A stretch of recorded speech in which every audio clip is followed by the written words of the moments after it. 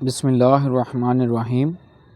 پہلے خلیفہ حضرت ابو بکر صدیق رضی اللہ تعالی عنہ کے بعد حضرت عمر فاروق رضی اللہ تعالی عنہ مسلمانوں کے دوسرے خلیفہ بنے۔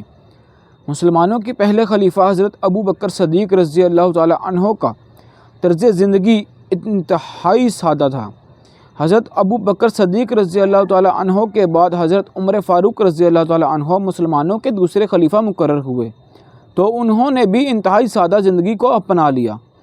نہ کوئی شاہی محل بنایا اور نہ کوئی شاہی دربار تھا۔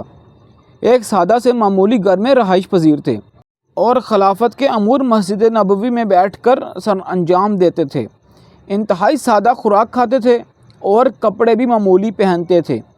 حضرت عمر فاروق رضی اللہ تعالی عنہ کے دور خلافت 13 ہجری سے 23 ہجری یعنی 634 عیسوی سے 644 تک اسلامی سلطنت کو بے پناہ وسعت حاصل ہوئی۔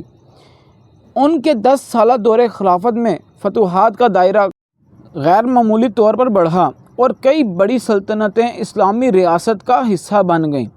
حضرت عمر فاروق رضی اللہ تعالی عنہ کے زمانے خلافت میں مسلمانوں نے کئی ملکوں کو فتح کیا اور حضرت عمر فاروق رضی اللہ تعالی عنہ کی اسلامی سلطنت کا رقبہ تقریباً 22 لاکھ مربع میل تک پھیل چکا تھا۔ اس کے باوجود آپ کا طرز زندگی بالکل سادہ تھا۔ اس میں کوئی تبدیلی نہ آنے دی، لیکن باروب اتنے تھے کہ بڑی بڑی سلطنتوں کے بادشاہ بھی آپ کا نام سن کر کانپ جاتے تھے۔ رومی سلطنت کے بادشاہ قیصر نے ایک مرتبہ اپنا خاص قاصد یعنی سفیر مدینہ منورہ حضرت عمر فاروق رضی اللہ تعالی عنہ کے پاس بھیجا تاکہ مسلمانوں کی طاقت، طرز حکومت اور ان کے خلیفہ کے بارے میں معلومات حاصل کر سکے۔ اس سفیر نے مدینہ منورہ پہنچ کر لوگوں سے پوچھا کہ تمہارے خلیفہ کا محل کہاں ہے؟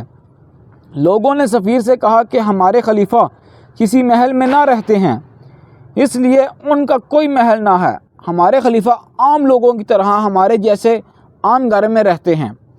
سفیر کو یقین نہیں ہو رہا تھا کہ لاکھوں مربع میل کا فاتح اتنا سادہ کہ عام لوگوں کی طرح معمولی گھر میں رہتا ہے، کیونکہ سفیر کے ذہن میں اپنے بادشاہ کے محل کی شان و شوکت گردش کر رہی تھی اور وہ یہ سن کر حیران و پریشان تھا کہ اتنی بڑی سلطنت کا مالک کسی محل میں نہیں بلکہ معمولی سے گھر میں رہتا ہے، نہ کوئی شاہی دربار اور نہ کوئی شاہی محل۔ پھر اس نے لوگوں سے پوچھا کہ اب آپ کا خلیفہ کہاں ہے؟ انہوں نے کہا کہ تھوڑی دیر پہلے ہم نے اس طرف جاتے ہوئے دیکھا تھا۔ سفیر اس طرف چل پڑا جس طرف لوگوں نے اشارہ کیا تھا۔ سفیر کو حضرت عمر فاروق رضی اللہ تعالی عنہ نظر نہ آئے، البتہ ایک عورت نظر آئی جو اپنے کھیت میں کام کر رہی تھی۔ سفیر نے اس عورت سے پوچھا کہ آپ کے خلیفہ اس وقت کہاں ہوں گے؟ اس عورت نے جواب دیا کہ تھوڑی دیر پہلے یہاں سے گزرے تھے۔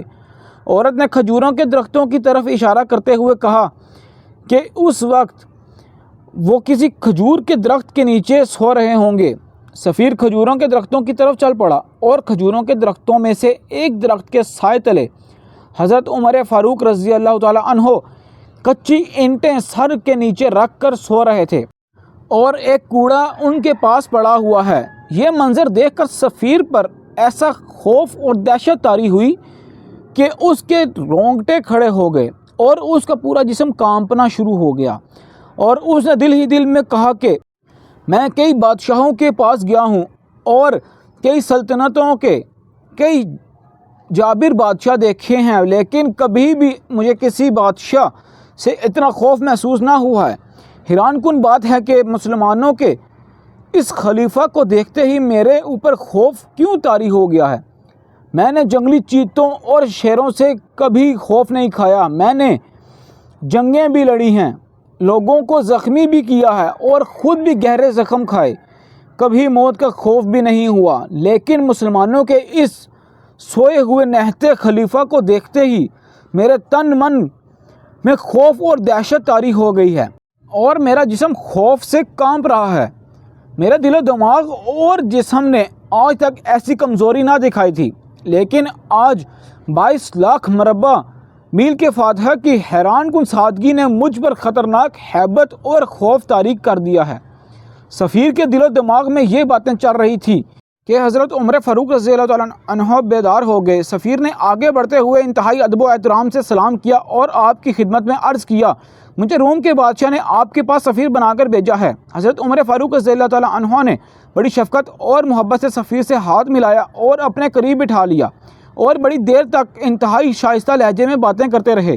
سفیر پر آپ کی سادگی اور اعلیٰ اخلاق سے بھری گفتگو کا ایسا اثر ہوا کہ سفیر نے اسلام قبول کر لیا۔